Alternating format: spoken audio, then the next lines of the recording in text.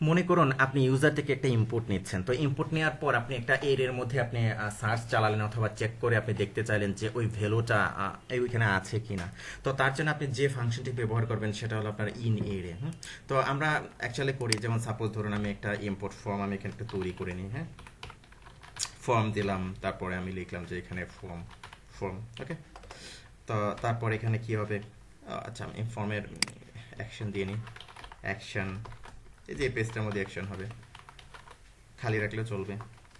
তারপরে লিখলাম যে মেথড, আমরা পোস্ট দিয়ে ধরলাম পোস্ট। তারপরে এটার কি হবে, একটা ইম্পোর্ট ফিল্ড থাকবে, তাই না? ইম্পোর্ট টাইপ আমরা দিলাম কি টেক্সট ওকে। তারপরে এটার একটা নেম দিয়ে দিলাম, সাপোজ আমরা নেম দিলাম যে নেম অথবা ইউজার নেম। ইউজার নেম আপনার ইচ্ছা, আমি ইউজার নেম দিলাম। তারপর অবশ্যই এর একটা সাবমিট বাটন থাকবে, ইম্পোর্ট টাইপ সাবমিট। তারপর এখানে হবে ভ্যালু, ভ্যালু দিলাম যে সাপোজ সাবমিট ওকে, দিয়ে দিলাম। আমাদের কি ফর্ম তৈরি হয়ে গেল, ফর্ম তৈরি হয়ে গেল ওকে। এই যে ইন্ডেক্স পেজের মধ্যে সে কি অ্যাকশন চালালো। তো ফর্ম তৈরি হয়ে যাওয়ার পর এখন আমরা কি করব, এটাকে ইউজার ইনপুট যে দিল, ইনপুটটাকে আমরা ধরবো কিভাবে, আমরা একটা একটা আগে একটা এরে তৈরি করে নিই। সাপোজ আমরা একটা এরে তৈরি করলাম এখানে কোডার, সরি এরে তৈরি করলাম কোডার নামে। তো এখানে আমি কিছু ইন্ডেক্স দিয়ে নিই, সাপোজ ধরুন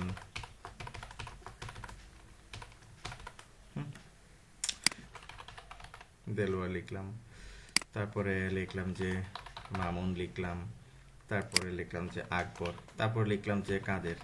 আমরা কয়েকটা ভ্যালু দিয়ে নিলাম এখানে, সেভ দিলাম।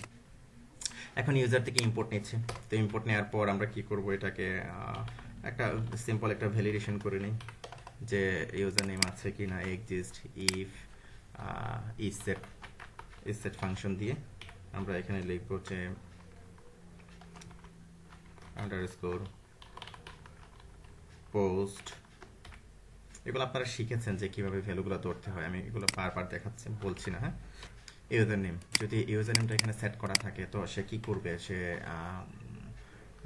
সে এটা এটা নিবে, ইউজারটা নিবে। হ্যাঁ, এই যে ইম্পোর্টটা সে নিবে, কিভাবে নিবে, আমি এখানে একটা ভেরিয়েবল দিলাম যে সাপোজ টেক্সট, টেক্সট এই ভেরিয়েবল দিয়ে আমি এটাকে ধরলাম। এখন এই যে টেক্সটটা এখানে আছে কিনা, হ্যাঁ সেটাকে চেক করবে। তার জন্য যে ফাংশনটা ব্যবহার করবেন সেটা হলো ইন এরে।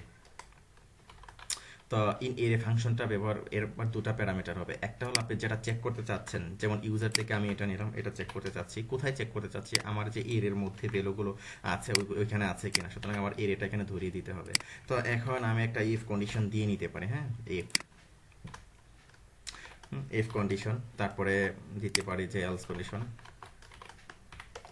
আমরা দিতে পারি যে ইফ ইন এরে, অর্থাৎ এই যে এর মধ্যে এই ভ্যালুটা আমি নিচ্ছি এটা আছে কিনা, যদি থাকে তাহলে সে ইকো করবে, ইকো কি এই যে ভ্যালুটা যেটা সে দিল এক্সিস্ট ওকে। আর যদি না থাকে তখন সে ইকো করবে কি, যে নট এক্সিস্ট, নট এক্সিস্ট।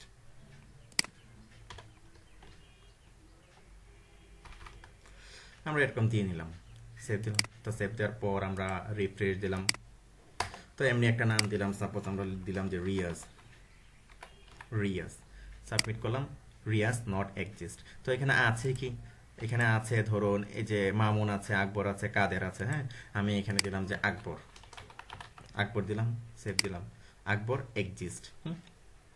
তারপরে আমরা আরেকটা নাম দিলাম, সাপোজ আমি এখানে দিলাম সাপোজ বাবুল, বাবুল দিলাম, সেভ সাবমিট করলাম, বাবুল নট নট এক্সিস্ট। তারপরে দিলাম যে দেলোয়ার, দেলোয়ার সাবমিট করলাম, দেলোয়ার এক্সিস্ট। অর্থাৎ আপনার কাছ থেকে এখানে কি সে ইনপুট নিচ্ছে, ইনপুট নিয়ে সে কি করছে, এখানে ভ্যালিডেশন করে দেখছে। হ্যাঁ, যে এই যে এখানে সার্চ চালিয়ে সে দেখছে এখানে আছে কিনা। হ্যাঁ, যেমন ইন এর মাধ্যমে এই যে আমার ইনপুটটা আমি নিলাম, নিয়ে কি করলাম, আমি এখানে এই যে এই এরিয়াতে আমি চেক করলাম। তো তার জন্য আপনি কি যে ফাংশনটি ব্যবহার করবেন সেটা হলো ইন এরে। তো আশা করি বুঝতে পেরেছেন যে কিভাবে ইন এরে ফাংশনটি ব্যবহার করবেন। ওকে ফাইন, ধন্যবাদ।